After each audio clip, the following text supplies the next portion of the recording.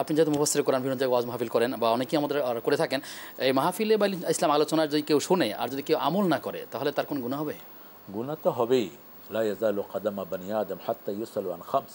রাসূল সাল্লাল্লাহু আলাইহি বলছেন, কোনো মানুষকে 5টা জিনিসের উত্তর দেওয়া ছাড়া কিয়ামতের ময়দানে পা নাড়াতে দেওয়া হবে না। হায়াতুকা ফিমা আফনাহু, শাবাবুকা ফিমা আবলাহু। তোমার জীবন কোন পথে খরচ করেছো, যৌবন কোন পথে খরচ করেছো, কিভাবে কামাই করেছো, কোথায় খরচ করেছো, এবং যে এলম তুমি শিখেছো এই এলম অনুযায়ী কতটুকু আমল করেছো। এবং রাসূল সাল্লাল্লাহু আলাইহি ওয়াসাল্লাম একটা চমৎকার হাদিস, সবগুলো হাদিসই চমৎকার, বলেছেন মৃত্যুর পরেই যারা এলেম অনুযায়ী আমল করেনি ওদের মাথাগুলো বিশাল একটা হাতুড়ে দিয়ে পিটিয়ে ভেঙে ফেলা হবে এবং অনবরত কবরে এদেরকে পিটানো হবে। যারা নামাজ ছেড়ে দিয়েছে তাদের জন্য এই হাতুড়ি থাকবে, তাদের জন্য বিষধর সাপ থাকবে কবরে, তাদের কবরটা আগুন বানিয়ে দেওয়া হবে এবং ওই সাপের চোখটাও থাকবে আগুনের, থাবাগুলো থাকবে লোহার এবং ওই সাপের দৈর্ঘ্য হবে একদিনের রাস্তা। তো এই সবগুলো বর্ণনা এসেছে।